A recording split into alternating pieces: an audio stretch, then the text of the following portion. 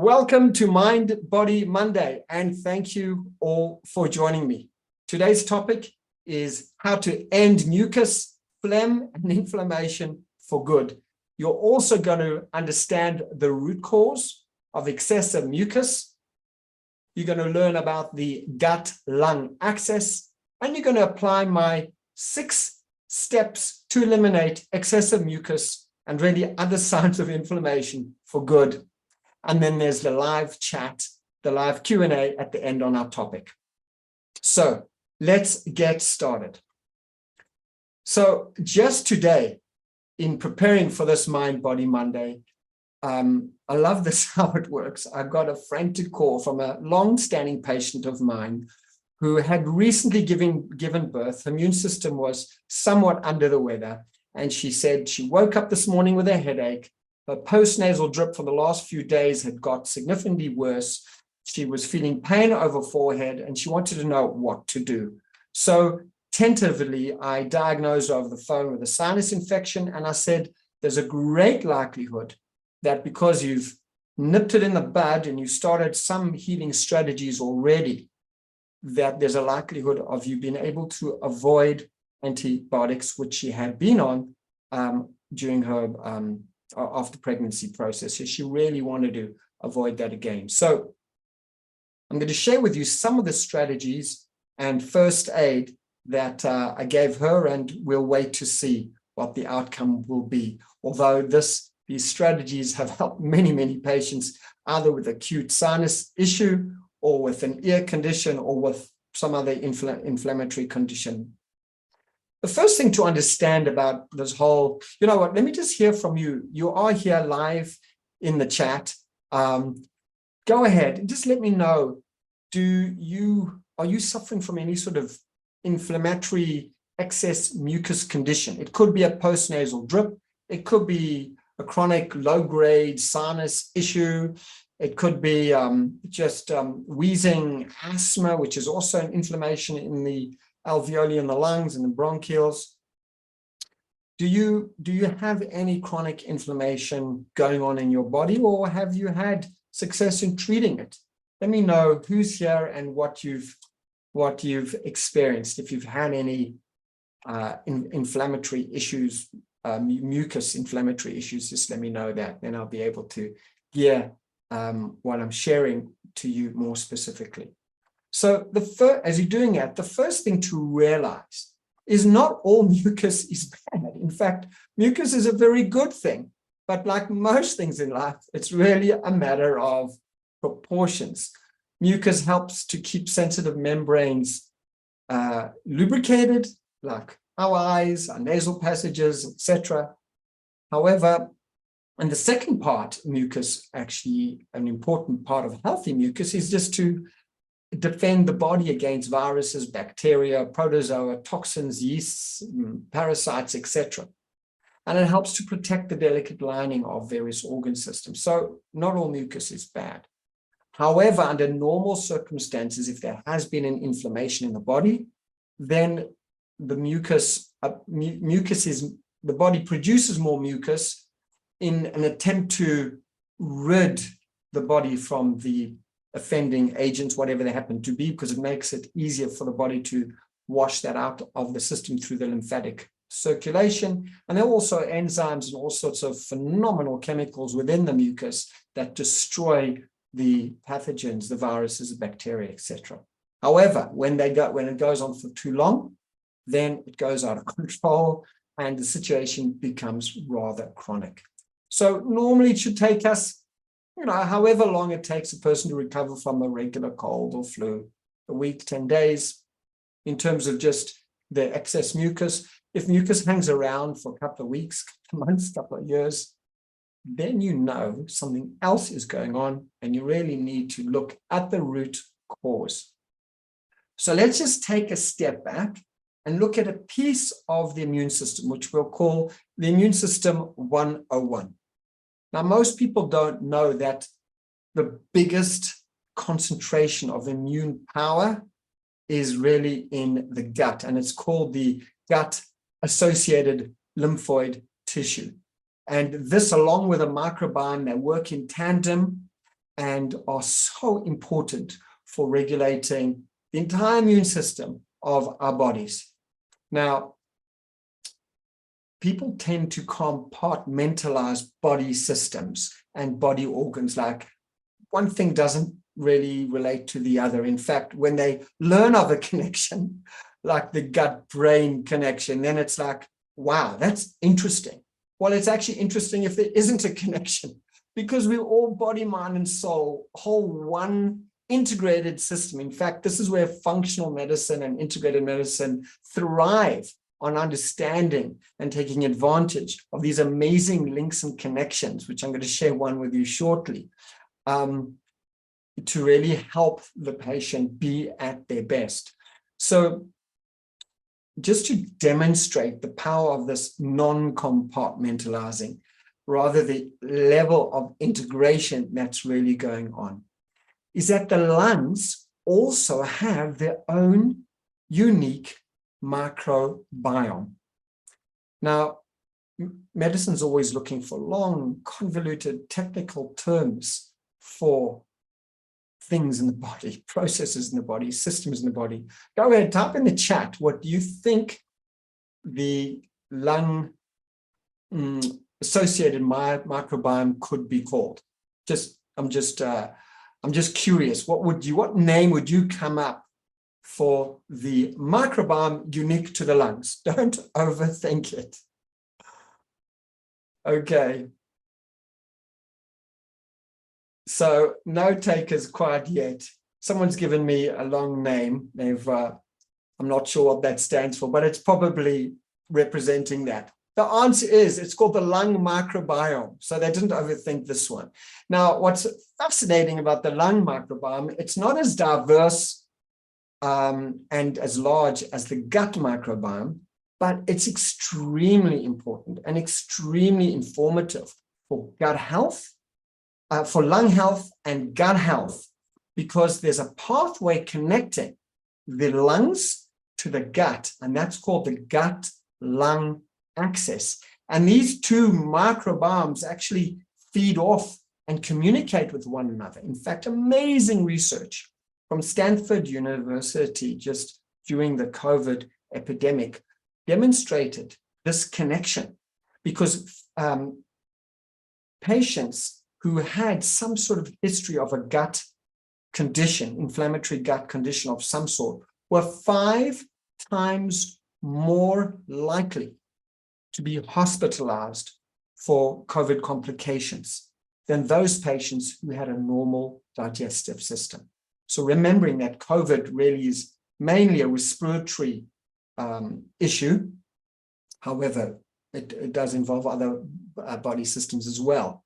However, once the gut was compromised before that, then patients were 5 times more likely to be hospitalized because of COVID complications. So this gut-lung axis is so important. So let's just take a step back and just summarize what I've said. Firstly, mucus is a good thing in the right places and in the right quantities.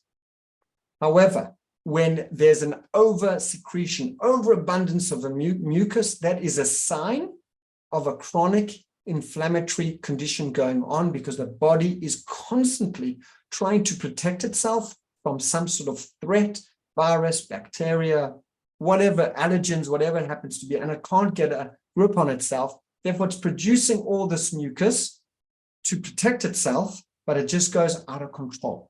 And so many patients are coming to me, they're on decongestants, one for the night, so it will make them drowsy, they'll have a good night's sleep, relatively speaking, and then one for the day that won't make them drowsy, and it kind of dries things up.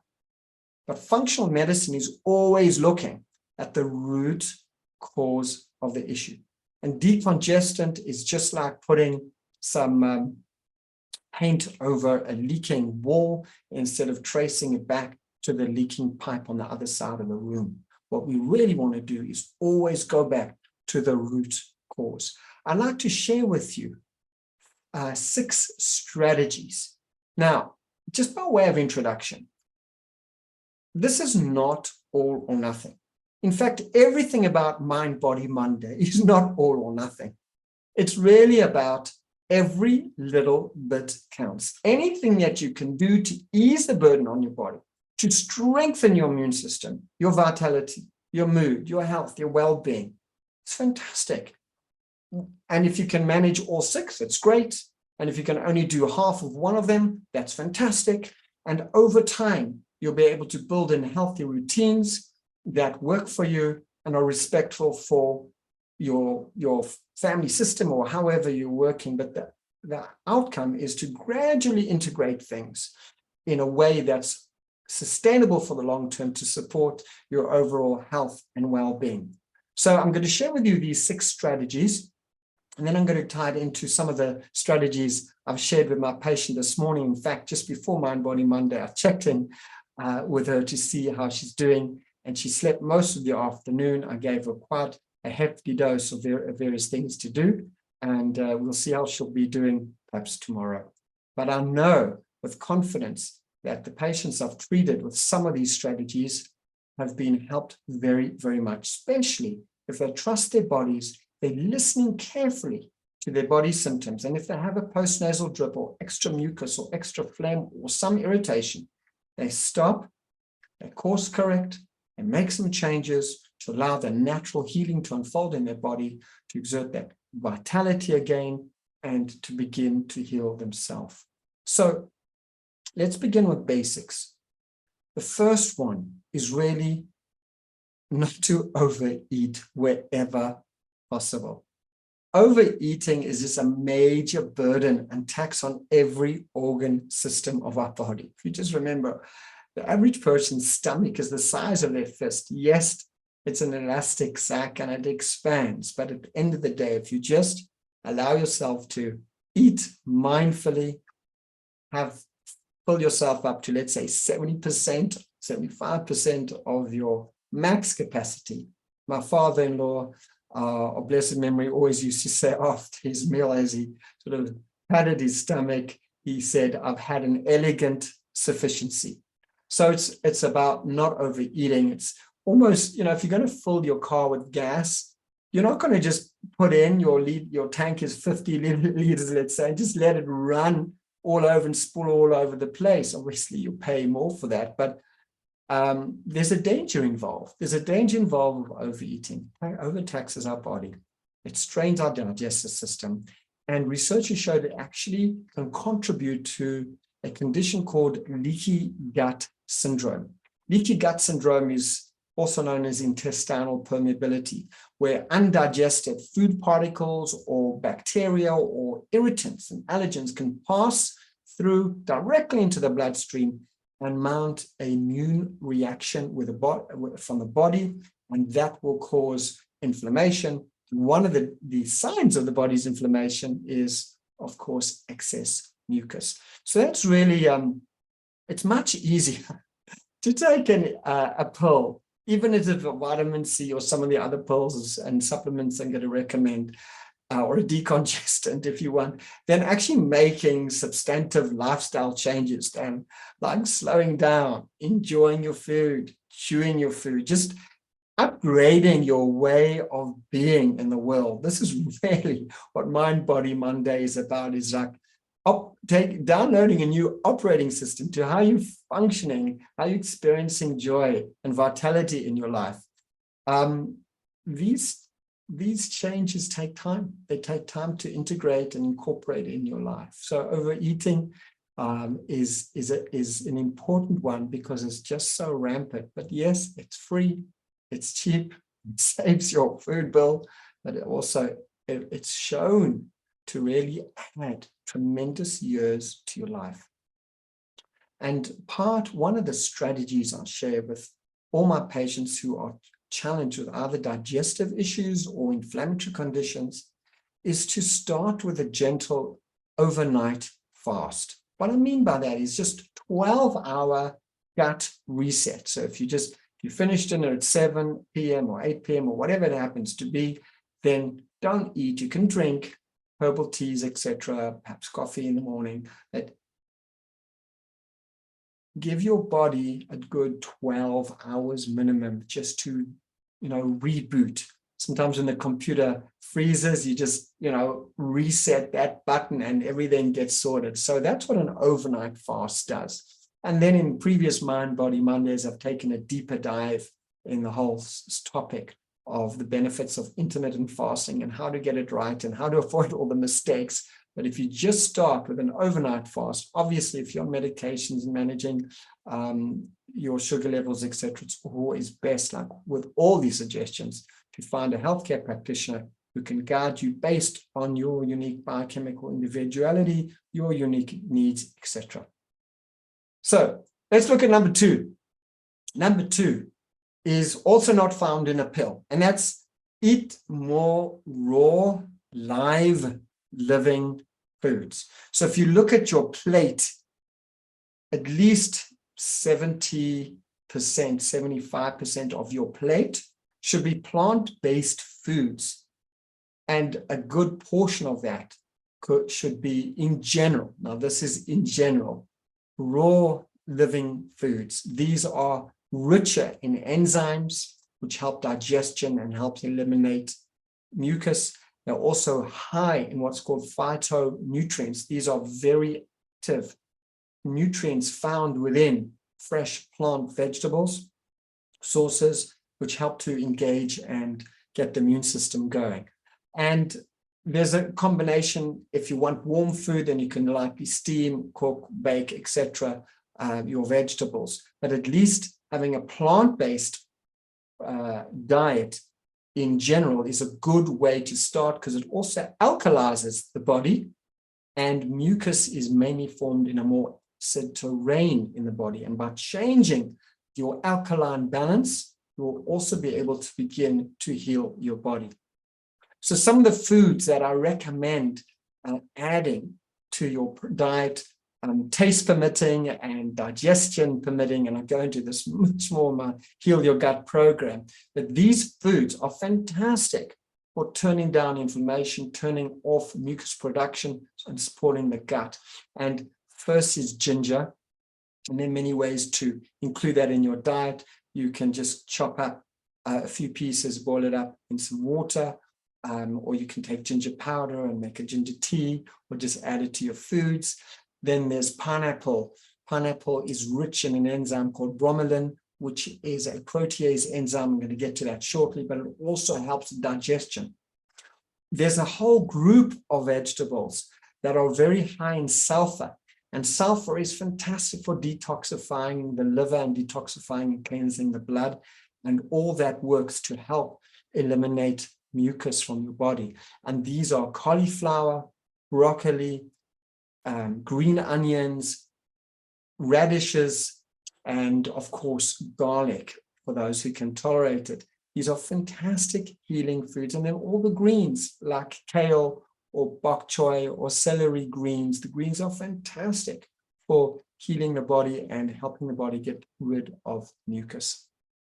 Now, strategy number 3 is really simple. And it's really a good thing to do. I personally do this at every change of season, at least 3 to 4 times a year, and anytime I feel I could do with a cleanse. And that is just to go on to a juice cleanse. I've been through various juices over the year, juicing machines over the years. I've got a few at home, and it's an easy way just to cleanse the body. Once again, with all these suggestions, it's good to find someone who can guide you, because a person can make some mistakes which are really easy to avoid. So now, as we're transitioning from the winter into what looks and feels like an early spring, I'm already bringing in fresh juices in my morning. So I start my day with fresh lemon juice, then I move on to celery juice, then I move on to ginger and turmeric juice. And the ways I prepare this, easy hacks, easy ways to do it.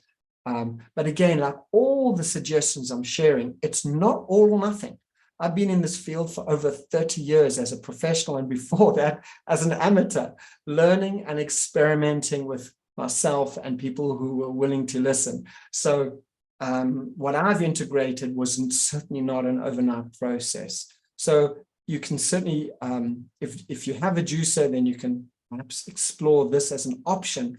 if you have a mucousy condition, and there are ways to do that as well. Let's look at strategy number 4. Now, this is probably one of the easiest ones, and it does cost a little bit, but it may be really important, specifically in an acute inflammatory condition like a sinus condition, or a joint inflammatory condition like sinus issue like my patient called me this afternoon. And that's to use enzymes. I'm not going to take a deep dive in enzymes. I've done that on a previous Mind Body Monday. But just for this session, there's 2 main forms of enzymes. There's digestive enzymes, and then there are what's called proteolytic or systemic enzymes. They perform 2 different but supportive roles in the body. So these, I mentioned enzyme-rich foods like we spoke about before, but also you can get powders or capsules which have these concentrated enzymes within them. The body produces enzymes naturally.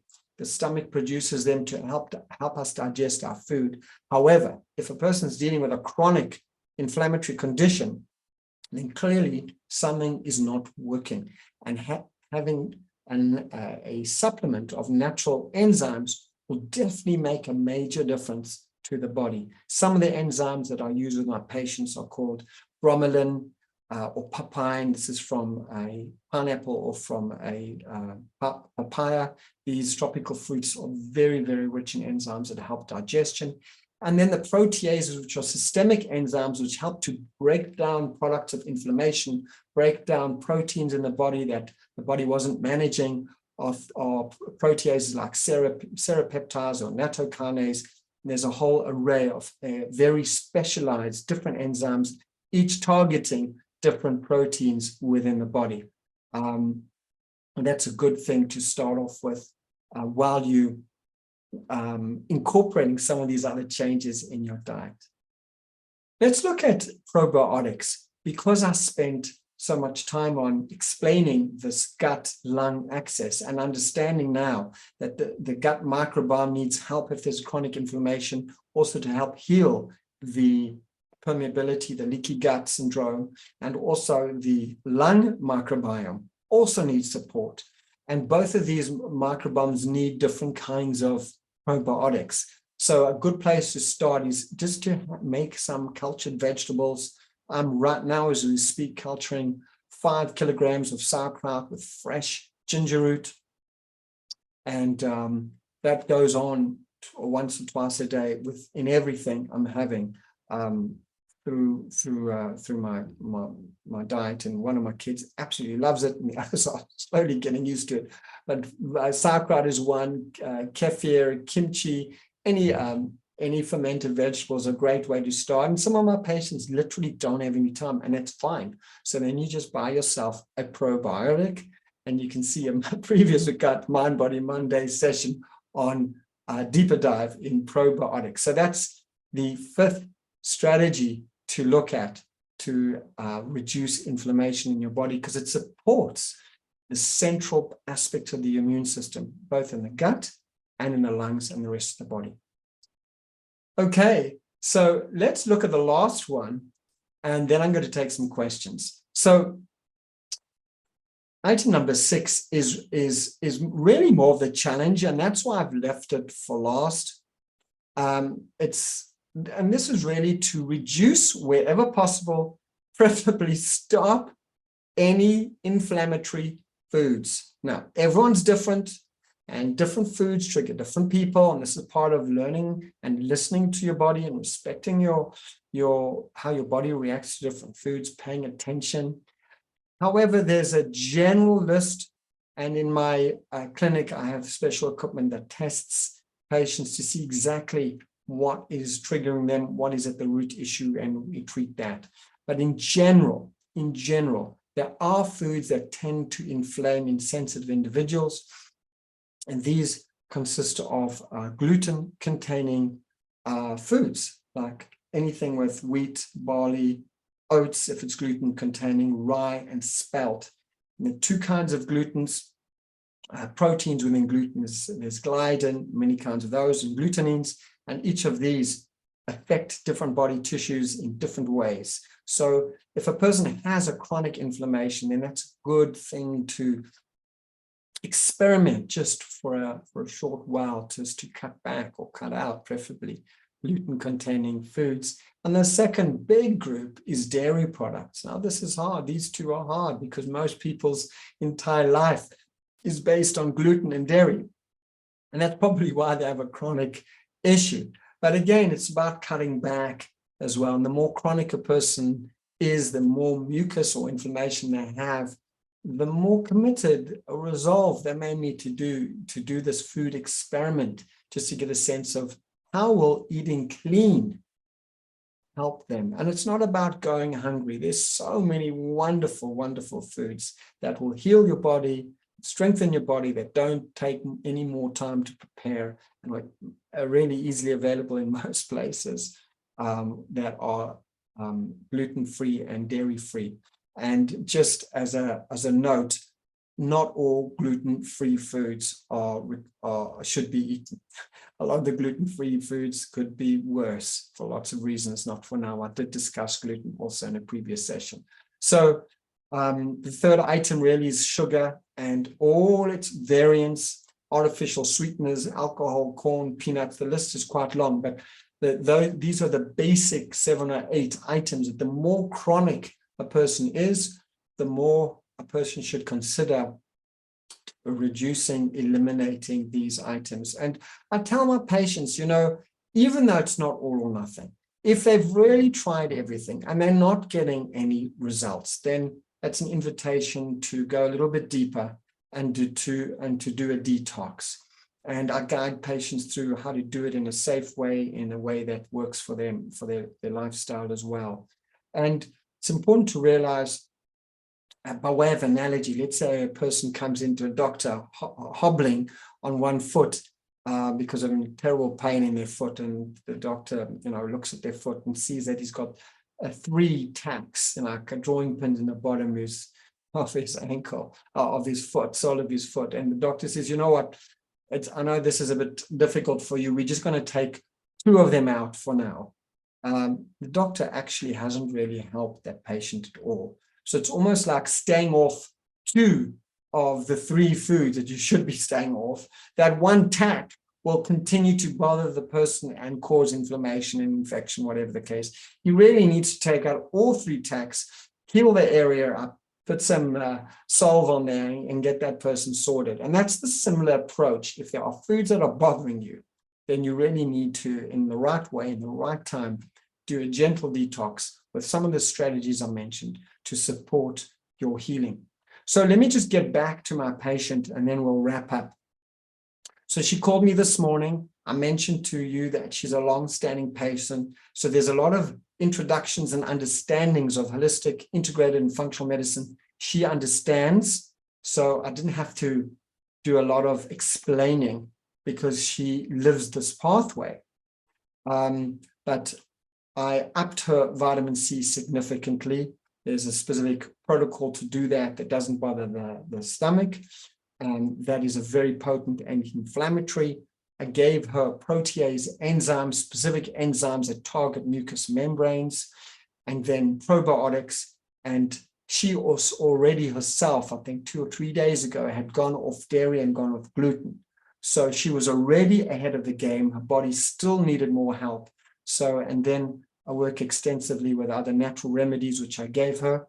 And she spent most of the afternoon asleep, which is a wonderful sign, giving the body a chance to heal. And for Mind Body Monday tonight, she was feeling a little bit better. I don't know which way it's going to turn, but she's got the support now, and obviously hydration, to drink a lot of water because it helps to thin the mucus and detox the body, because those enzymes are breaking products of inflammation out. It's really important to detox and cleanse the lymphatics. There are a bunch of other strategies, but those are the key strategies that I hope with grace that will really help heal her. So I just wanted to say to each one of you, thank you so much for joining me on Mind Body Monday. And if you're watching the replay, continue to write your comments in the replay because it supports the community. Just remember, that Mind Body Monday is all about self-care being the heart of healthcare. All you need to do is take one little step in the direction of health and well-being in mind, body, and spirit. See you on the next Mind Body Monday.